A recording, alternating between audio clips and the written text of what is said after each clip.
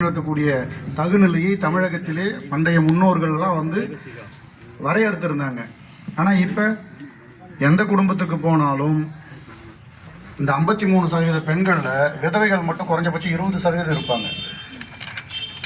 சிறு வயதிலேயே குடி, அதுவும் இப்போல்லாம் சொல்ல போனால் இன்னும் கஞ்சா, அபின், ஹெராயின் இதெல்லாம் ஈஸியாக கிடைக்குது. இன்றைக்கி பள்ளிக்கூடத்துக்கு பக்கத்தில் பார்த்தீங்கன்னா அந்த கூர்லிப்புன்னு ஒரு கஞ்சா போன்ற போதைப் பொருள் சர்வசாதாரணமாக கிடைக்குது. இதற்கான உண்மையான நிலை என்னவென்று சொன்னால், மக்கள் நலன் விரும்பும் அரசாங்கங்கிறது மக்களை பேணி காக்கிறதுக்கும் மக்களோட உரிமைகளை வலியுறுத்துறதுக்கும் மக்களுக்கு தேவைகளை செய்யறதுக்கும் தான் ஒரு அரசாங்கம் பழைய காலத்திலலாம் இருந்துச்சு. மன்னர்கள்லாம் என்ன பண்ணிட்டு இருந்தாங்க, பெரும்பான்மையான சமுதாயம், ஏதாவது ஒரு குறிப்பிட்ட சமுதாயமோ, இந்துக்களோ முஸ்லீம்களோ கிறிஸ்தவர்களோ எங்கெங்கே பெரும்பான்மையாக இருக்காங்க அங்கெல்லாம் அவங்களோட வழிபாடு முறை, அவங்களோட கலாச்சாரம், அவங்களோட பண்பாடு இது எல்லாத்தையும் வளர்த்து கொண்டு போனாங்க. ஆனால் இப்போல்லாம் அதெல்லாம் இல்லை. தமிழகத்தில் ஓட் பேங்க் பாலிடிக்ஸ். எனக்கு தேவை ஓட்டு, நான் ஆட்சி அதிகாரத்துக்கு வரணும், கொள்ளை அடிக்கணும், கோடியாக கொள்ளை அடிக்கணும். மக்கள் நடுத்தெருவுக்கு போனாலும் நாசமாக போனாலும் அதை பற்றி கவலைப்படக்கூடிய அரசாங்கம் தமிழகத்திலே தற்போது இல்லை. தமிழகத்தில் மட்டும் இல்லை, ஒட்டுமொத்த இந்தியாவிலையும் கூட சொல்லலாம்.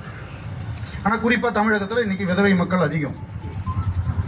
ஏன் இதை குறிப்பிட்டு சொல்கிறேன்னா, நம் வீட்டில் வளர்கின்ற குழந்தைகள் நல்லொழுக்கத்தோடு ஒழுக்கத்தோடு குடி மற்றும் இந்த போதைப் பொருட்களுக்கு அடிமையாகாமல் வாழ்ந்து விட்டார்கள் என்று சொன்னால் அங்கே வாழக்கூடிய பெண்கள் நிம்மதியாக சந்தோஷமாக வாழ முடியும். அதை தடுக்கிறதுக்காக தான் குடியாத்தில் இந்த நியூ லைஃப் ஹவுஸ் ட்ரஸ்ட் அப்படிங்கிற ஒரு ஃபவுண்டேஷனை ஆரம்பித்து அருமை நண்பர் சிவசண்முகம் அவர்கள் தொடர்ந்து நடத்திட்டு வராங்க. அதனோட ஒரு வெளிப்பாடு தான் இந்த மருத்துவ முகாம். நீங்கள் ஆரம்பத்திலேருந்தே குழந்தைங்களை கண்டித்து வாழுங்க தயவு செஞ்சு. ஏன் இதை குறிப்பிட்டு சொல்கிறோன்னா, டீச்சர்ஸோட கண்ட்ரோலில் குழந்தைங்க இருக்கிற வரைக்கும் அந்த குழந்தைகள் நல்வழிப்படுத்தப்பட்டது. இன்றைக்கி டீச்சர்ஸ் கையை அடித்தாங்கன்னா உடனே அப்பா அம்மா போய் அங்கே நின்று சண்டை போட்டு ஏன் என் பையனை அடித்தேன், அப்போ தான் அந்த குழந்தை வழி மாறியே போகிறான். இந்த சூழலெல்லாம் மாற வேண்டும் என்று சொன்னால் மீண்டும் பழைய மாதிரி ஒழுக்க ரீதியான ஆட்சி அமைய வேண்டும், ஒழுக்க ரீதியான அரசு அமைய வேண்டும், மக்களும் ஒழுக்கத்தை நோக்கி போக வேண்டும். அதுக்காக தான் இந்த ட்ரஸ்ட் ஆரம்பிச்சிருக்காங்க.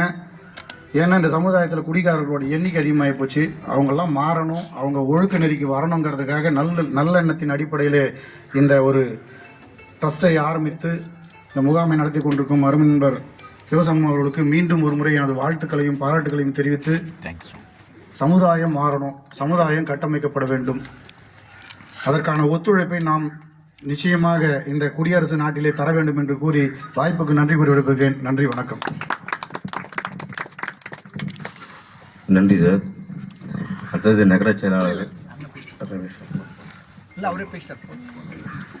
எங்கள் நியூ லைஃப் ஹவுஸ் ட்ரஸ்டின் ட்ரெஷரர் மிஸ்டர் KM கருணாகரன் அவர்கள் சில வார்த்தைகள் பேசுவார்.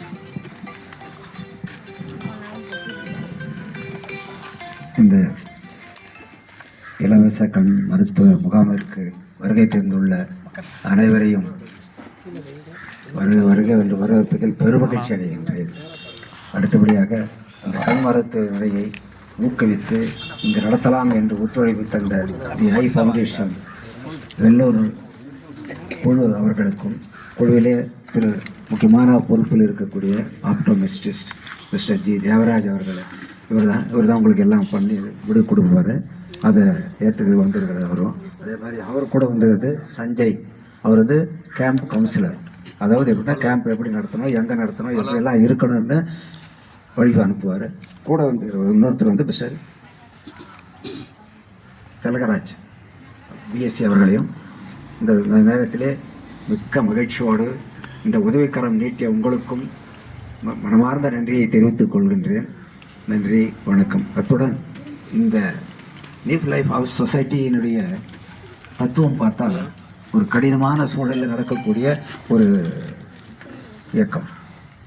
அது சட்டப்படி பார்த்தோம்னா நிறைய சிக்கல் இருக்குது. ஆனால் இருந்தாலும் இன்னைக்கு உள்ள எத்தனை பேர் இருக்கிறாங்களோ அத்தனை குடும்பம் வீட்டில் நிம்மதியாக தூங்குறாங்க. அந்த தூக்கத்தில் தான் குடும்ப அல்லல் பட்டு இருக்குது. பல குடும்பங்கள் அல்லல் பட்டு இருக்கிறாங்க. அதனால் நீங்கள் வராதவங்க 90 பேர் இருக்கிறாங்க, 5 பேரோட வரல எல்லா சென்டர்கள் பார்த்து த்ரூஅவுட் தமிழ்நாடு.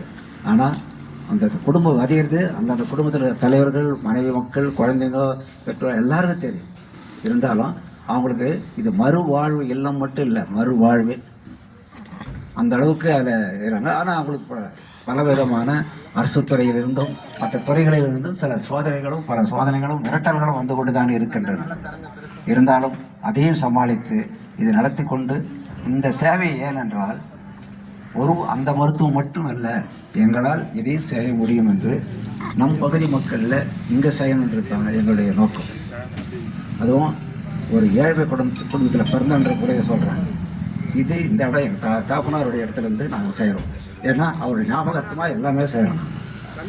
அதனால் நீங்கள் நல்ல பயன்படுங்க. உங்களுக்கு தேவை எது இருந்தாலும் நீங்கள் அவர்கிட்ட கேட்டிங்கன்னா சொல்லுவாங்க. மேற்கொண்டு எந்த உதவியாக இருந்தாலும் சரி, இந்த மருத்துவமனை எந்த மருத்துவ ஆலோசனை கேட்டாலும் நான் எந்த நேரத்திலும் சொல்ல தயாராக இருக்கிறேன். முன்னே டைம் வாங்கிக்கிட்டு வாங்க, நான் உங்களுக்கு ஆலோசனை கண்டிப்பாக கொடுப்போம் மருத்துவத்துறை பொறுத்தளவில். அதனால் இந்த விழாவுக்கு சிறப்பு விருந்தினராக வந்து எங்களிடம் உரையாற்றி எங்களை மகிழ்வித்த திரு என் குமார் பிஎஸ்சிபிஎல் அவர்களை நன்றி பாராட்டி நான் அமர்கிறேன். நன்றி, வணக்கம்.